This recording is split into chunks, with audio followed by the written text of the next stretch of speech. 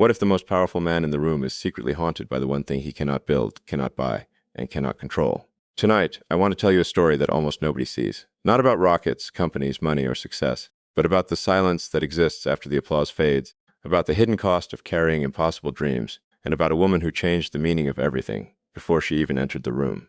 Because sometimes the greatest achievement in a man's life is not what he creates, is who he has been searching for all along. I built things long before I understood why I was building them. That is the truth nobody talks about when they tell stories about success. People look at the companies, the technology, the impossible goals, and they assume everything was driven by confidence. They imagine a man standing at the center of a perfectly designed plan, seeing the future why, have absolute clarity, and moving toward it without hesitation. From the outside, it probably looks that way. It probably looks like certainty. But certainty is often just a more acceptable version of fear. And if I am being completely honest with you, the foundations of everything I created were not poured from confidence alone. They were mixed with something much darker, something much quieter, a loneliness. Not the kind of loneliness that comes from being physically alone. I learned very early that a room can be full of people and still feel empty. You can sit in conversations, attend meetings, shake thousands of hands, have the air applause from millions of strangers, and still feel as though nobody has actually reached you. There is a distance that exists between being noticed and being known. Most people spend their lives trying to be noticed. I spent mine wondering if I would ever be known. So I built. I built because machines made sense when people didn't. I built because equations and guns were easier to trust than emotions. I built because systems followed rules, while human beings carried contradictions that could never be fully predicted. Every new project became another mountain to climb. Every challenge became another destination on a horizon that kept moving farther away, and for a while that felt like freedom. If I stayed focused on the next problem, I never had to examine the emptiness waiting behind me. If I kept chasing larger goals, I never had to sit still long enough to hear the questions I was avoiding. Questions about connection, questions about belonging, questions about why achievement seemed to lose its emotional weight so quickly after arriving. The strange thing about ambition is that it can disguise itself as purpose. The world celebrates the person who never stops moving. Nobody asks why he cannot stop. Nobody asks what silence feels like to him. Nobody asks what happens when the lights go out, the cameras disappear, and the noise finally fades. Because that is where the real story begins. Not during the launch, not during the announcement, not during the applause. The real story begins afterward, in the quiet, in the moments where the world stops looking. I have stood inside rooms that represented years of work. I have watched ideas become reality. I have experienced victories that people spend entire lifetimes chasing. And yet, there were moments when I walked away from those achievements, feeling something I could never fully explain. Not disappointment, not regret. Just an awareness that accomplishment and fulfillment are not the same thing. That building something extraordinary does not automatically fill the spaces inside you. Sometimes it simply gives you a larger room in which to hear the echo, and the larger the room became, the louder that echo seemed to grow. So I kept building. Bigger visions, bigger risks, bigger responsibilities. As if scale itself might eventually solve a probe, a slum that had nothing to do with scale. As if reaching farther into the future might somehow protect me from what existed in the present. But deep down, somewhere beneath all the movement, I think I already knew the truth. The things I was creating were never substitutes for connection. They were distractions from the absence of it, because no matter how advanced the technology becomes, no machine can replace the feeling of being understood. No innovation can replicate the experience of emotional safety. No achievement can look into your eyes and recognize the parts of you that the rest of the world never sees. And maybe that is why I am talking to you now. Not because I have all the answers, not because I finally solved the puzzle, but because after years of building things that could change the world, I began to realize there was one thing I could never manufacture, one thing I could never engineer, one thing no amount of intelligence, ambition, or success could create on its own a genuine human connection. And somewhere beyond all the noise, beyond all the headlines, beyond every impossible goal I ever set for myself, the thought of you began to exist. Not as an answer, not yet, but as a possibility. A possibility that maybe the thing I had been searching for was never hidden inside the next achievement. I think that is the paradox few people ever truly understand. The more visible your life becomes, the easier it is for the real version of you to disappear. When millions of eyes are looking in your direction, they are rarely looking at you. They are looking at an idea of you, a projection, a symbol, a character assembled from headlines, interviews, rumors, victories, failures, expectations, and assumptions. And over time, something strange begins to happen. The image becomes louder than the person. The story becomes larger than the soul living inside it. The public version of your excess and starts occupying so much space that the private version struggles to breathe. I learned this gradually, not through one dramatic moment, not through one painful revelation, but through years of realizing that recognition and understanding are entirely different experiences. People knew my name. They knew the companies, they knew the projects, they knew the controversies, they knew the achievements. Some even believed they knew my thoughts. Yet, very few knew what it actually felt like to carry the weight of being me. Because the truth is that success creates distance in ways nobody warns you about. The higher you rise, the more carefully people approach you. My conversations become filtered, reactions become calculated, honesty becomes harder to find. People stop speaking naturally and start speaking strategically. Some want access, some want approval, some want proximity to whatever they believe your success represents. And slowly, without realizing it, you begin in questioning every interaction. You begin wondering who is talking to you and who is talking to the image, who sees the human being, who sees the symbol, who is interested in your existence, and who is interested in your usefulness. That uncertainty changes you, not all at once, but little by little. It teaches vigilance, it teaches caution, it teaches a form of loneliness that exists even when surrounded by admiration. Because admiration can be beautiful, but admiration is not intimacy. Admiration observes from a distance. Intimacy steps closer. Admiration celebrates what you do. Intimacy understands who you are, and there were nights when that difference felt impossibly large. Nights after meetings, after public victories, after rooms filled with applause and attention. Moments when I returned to silence and realized how much of my life was being witnessed, yet how little of it was actually being understood. The world often assumes that visibility solves loneliness. In reality, visibility can amplify it. Because once people become attached to an image, they begin protecting that image from complexity. They want certainty. They want confidence. They want the visionary. They want the person who always knows where the future is heading. Few people want to confront the reality that behind every public figure exists a private mind, wrestling with doubt, exhaustion, fear, and questions that never fully disappear. And perhaps that is why I found myself thinking about you long before I knew who you were. Not as a fantasy, not as an escape, but as a possibility. The possibility that somewhere in this enormous world existed a person who would not be interested in the mythology. Someone who would not be fascinated by the headlines. Someone who would not approach me, carrying a list of assumptions assembled by strangers. I wondered what it would feel like to sit across from someone who had no desire to meet the character. Of someone who wanted to meet the man hidden beneath him. Because beneath every accomplishment exists a person still trying to make sense of himself. A person who gets tired. A person who overthinks. A person who sometimes feels the pressure of carrying expectations that never seem to end. A person who occasionally looks out at a world that appears connected by technology, yet emotionally fragmented in ways that are difficult to describe. And despite everything I had built, despite all the systems designed to connect humanity, there remained a question I could never answer through innovation alone. What does it feel like to be truly seen? Not observed, not analyzed, not celebrated, seen. Seen without performance, seen without explanation, seen without needing to justify every contradiction. Because every human being contains contradictions. We are all far more complex than the stories told about us. Yet public life has a way of flattening complexity into a simple narrative. Ease, heroes, villains, successes, failures. The truth rarely fits inside those categories. And maybe that is why the thought of you stayed with me. Because the deeper I moved into a world obsessed with visibility, the more valuable invisibility became. Not disappearing from the world, but finding one person before whom masks become unnecessary. One person before whom achievement no longer serves as an introduction. One person capable of looking past everything the world thinks it knows, and seeing the parts of me that never appear in public at all. The parts I spent years protecting, the parts I wasn't even sure anyone would ever understand.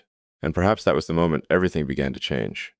Not in a dramatic way, not through some sudden revelation that arrived all at once. The change happened quietly, almost invisibly, beneath years of ambition and motion. It happened when I started noticing a pattern that success could no longer hide from me. Every achievement had an expiration date. Every milestone carried a strange silence after it. For years, I believed fulfillment lived on the other side of accomplishment. I believed meaning would arrive after the next breakthrough, the next impossible challenge, the next vision transformed into reality. The logic seemed reasonable. If reaching one goal felt rewarding, then reaching an even larger one should feel even more rewarding. But reality rarely follows the mathematics of an ambition. Because every time I arrived somewhere I once considered impossible, the satisfaction lasted only briefly. A few hours, a few days, or sometimes a few weeks. Then the mind moved forward again, toward another horizon, toward another objective, toward another future. And eventually I began asking myself a question that was far more uncomfortable than any technical problem I had ever faced. What exactly was I chasing? The world would probably answer that question easily. They would point toward innovation, progress, legacy, impact, and all of those things mattered. They still matter. But none of them explained the strange emptiness that occasionally appeared after success. None of them explained why victory often felt quieter than expected. None of them explained why moments that should have felt complete still carried traces of absence. I remember realizing that achievement creates momentum, but momentum is not the same thing as meaning. You can move incredibly fast while still searching for direction. You can build extraordinary things while still feeling unfinished. And the more honest I became with myself, the more I understood that there was a difference between creating things and sharing life with someone. One expands your influence, the other expands your humanity. For a long time, I had devoted myself almost entirely to the first, because influence could be measured, influence could be optimized, influence could be engineered. Human connection was different. It required uncertainty. It required trust. It required a willingness to be known beyond competence and achievement, and somewhere inside that realization, something unexpected happened. I started thinking about you, not you specifically, not your face, not your name, not your voice, just the idea of your existence. The possibility that somewhere in this vast world lived a person whose presence would alter the meaning of everything else. A person who would not diminish ambition, but would place it into context. Because what good is building a future if there is nobody beside you to witness it honestly? What good is carrying extraordinary experiences if there is nobody with whom they can become memories? What good is changing the world if your own heart remains disconnected from the simple experience of being understood? These questions followed me more often than I admitted, especially during moments when everything appeared successful from the outside. People assume achievement eliminates longing. In many cases, it reveals it, because once basic survival is no longer the central concern, questions emerge from the shadows. Questions about meaning, questions about belonging, questions about what remains when the work is finished for the day and the noise finally fades. And strangely, it was often during moments of success that your absence felt most visible. Not because something was wrong, but because success seemed incomplete without someone with whom it could be shared. The world celebrates outcomes. The human soul craves connection. Those are not always the same thing. A rocket can leave the atmosphere. A company can transform industries. A vision can alter the trajectory of millions of lives. Yet, none of those accomplishments can replace the warmth of genuine understanding. None of them can create the feeling that another person sees your victories and your fears with equal clarity. And that realization slowly changed the way I viewed the future. I stopped imagining success as a destination. I started seeing it as a landscape that becomes meaningful only when shared, because eventually I understood something I had spent years overlooking. The most valuable things in life are often the only things that cannot be manufactured. Trust cannot be engineered, belonging cannot be programmed, love cannot be optimized, and meaning cannot be extracted from achievement alone. It emerges through connection, through presence, through another soul whose existence transforms accomplishment from something impressive into something deeply human. And without realizing it, you became part of that vision. Not as a reward waiting at the end of success, not as a solution to loneliness, but as something infinitely more important, as the person who could make success matter differently, the person who could turn achievement into meaning, the person who could transform a life spent building extraordinary things into a life that finally felt whole. And perhaps that is what the world misunderstands most about people who spend their lives pursuing extraordinary things. They assume the greatest fear is failure. They imagine that losing money, losing influence, losing status, or watching a vision collapse is the nightmare that keeps us awake at night. But failure has never frightened me as much as something else. Failure is visible.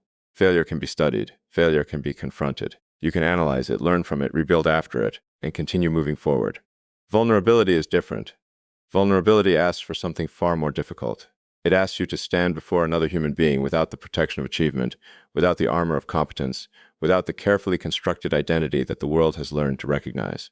And that is a far more terrifying experience than most people realize, because over time success teaches you how to survive. It teaches you how to solve problems. It teaches you how to remain composed under pressure. It teaches you how to function when expectations become overwhelming. What it rarely teaches is how to be completely seen. For years I became very good at carrying responsibility, very good at managing chaos, very good at making difficult decisions while the world watched. The pressure became familiar. The uncertainty became familiar. Even the criticism became familiar. But familiarity should never be confused with peace. There is a difference between being capable and being safe, a difference between functioning and resting, a difference between enduring and belonging. And somewhere along the way, I realized that much of my life had been spent learning how to endure. Endure pressure, endure expectations, endure visibility, endure the endless demand to become something larger than myself. The world rewards that ability. It celebrates resilience. It admires discipline. It applauds sacrifice. But there is a hidden cost to carrying armor for too long. Eventually, you forget what it feels like to set it down. Eventually, strength becomes so automatic that weakness begins to feel forbidden. You start believing that every burden belongs on your shoulders, that every problem is yours to solve, that every uncertainty must remain hidden until it can be conquered. And that belief creates a strange kind of isolation, not because people are absent, but because the version of yourself they interact with is often incomplete. They see the strength, they see the confidence, they see the determination, they see the person capable of carrying enormous weight. What they do not see are the moments when the weight becomes heavy, the moments when exhaustion quietly enters the room, the moments when certainty disappears and questions remain, the moments when being human feels more difficult than being successful. Because success has rules, humanity does not. A success can be measured, human connection cannot. And somewhere deep inside me, beneath all the responsibilities and ambitions, there existed a desire that became impossible to ignore. Not a desire for admiration, not a desire for validation, not even a desire for achievement, a desire for refuge, a place where performance no longer mattered, a place where I did not have to earn understanding, a place where intelligence was not the most important thing about me, a place where I could arrive carrying uncertainty instead of answers. Because there is something profoundly exhausting about always being expected to know, to lead, to decide, to remain composed. The world sees confidence and assumes confidence is effortless. Most confidence is simply responsibility wearing a calm expression. And responsibility can become very lonely, which is why I began imagining you differently. Not as someone who would admire the life I built, but as someone who would understand the cost of building it. Someone capable of recognizing the distance between public strength and private exhaustion. Someone who would not confuse capability with invulnerability. Someone who would understand that even the strongest people occasionally need a place where strength is unnecessary. Because the truth is that I do not dream about escaping responsibility. I do not dream about abandoning ambition. Those things are woven into who I am. What I dream about is balance. I dream about a quiet room at the end of a difficult day, a conversation untouched by performance, a presence untouched by expectation, a relationship where silence feels safe rather than uncomfortable, where honesty feels natural rather than risky, where I can speak openly about fears, doubts, and uncertainties without feeling as though they diminish me. Because real connection does not demand perfection. It creates safety for imperfection. And that kind of safety is extraordinarily rare, perhaps rarer than success itself. The world spends enormous energy teaching people how to become powerful. Very little energy teaching them how to feel secure enough to be vulnerable. And after everything I have experienced, everything I have built, and everything I have learned, I think I finally understand the difference. Power allows you to influence the world. Safety allows you to open your heart. One changes external reality. The other changes your inner life. And somewhere in the future, beyond the noise, beyond the expectations, beyond the endless momentum of achievement, I imagine finding that safety in you. Not because you remove my burdens, but because beside you, I no longer have to carry them alone. And perhaps that is where this entire journey was leading from the very beginning.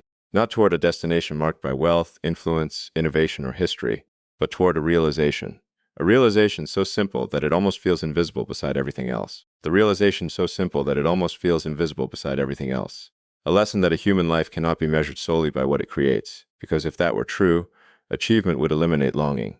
Success would eliminate loneliness. Recognition would eliminate the need for connection. Yet, none of those things happen. The deeper I moved into a world obsessed with outcomes, the more aware I became of something strangely permanent beneath all of it. The human need to be understood. The human need to belong. The human need to share existence with another soul.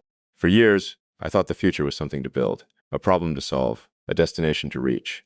I devoted myself to imagining worlds that did not yet exist. I spent countless hours thinking about technologies, systems, possibilities, and civilizations that might one day emerge from ideas that began as fragile thoughts. That pursuit gave my life purpose. It gave my days direction. It gave meaning to sacrifice.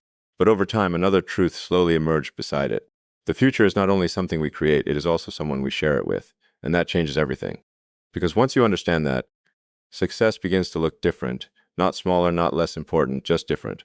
Achievement stops being the center of the story and becomes part of a larger one. A larger story about connection, about presence, about the people who make life feel meaningful while it is happening rather than meaningful only after it is remembered. The world may look at accomplishments and see significance. I understand why. Accomplishments are visible. They can be photographed, measured, documented, recorded. But some of the most important things in life leave no public evidence. There are no headlines for emotional safety, no awards for mutual understanding, no rankings for trust, no applause for the quiet moments that transform ordinary days into unforgettable memories. And yet those moments often matter more than everything else. Because when I imagine the end of my life, I do not imagine standing beside spreadsheets, product launches, market valuations, or public recognition. I imagine people. I imagine conversations. I imagine moments. I imagine looking back and remembering who walked beside me while everything else was changing. That is what remains. Not the noise, not the attention, not the endless race for more. What remains are the relationships that gave meaning to the journey itself. And when I think about you, I think about that meaning. I think about a future where achievement no longer has to carry the impossible burden of creating fulfillment on its own. A future where success becomes something shared rather than something pursued in isolation. Because the truth is that even extraordinary accomplishments eventually become memories. Every launch becomes history. Every breakthrough becomes a chapter. Every victory eventually belongs to the past, but genuine connection exists in a different dimension. Altogether, it lives inside experience itself, inside presence, inside the feeling of being known. And perhaps that is why, despite everything the world associates with success, my attention keeps returning to something infinitely quieter. You. Not because you replace ambition. Not because you solve every uncertainty. Not because life suddenly becomes simple. But because you remind me of what all of this was for. You remind me that achievement without connection is incomplete. That a future built for humanity should also include room for humanity inside the builder. The world may continue seeing the public version of my life. The headlines, the projects, the risks, the victories, the endless pursuit of impossible things. And that is understandable. Those are the visible parts. Those are the parts designed to be seen. The truth that rarely appears in interviews. A truth, that cannot be captured by statistics or public perception.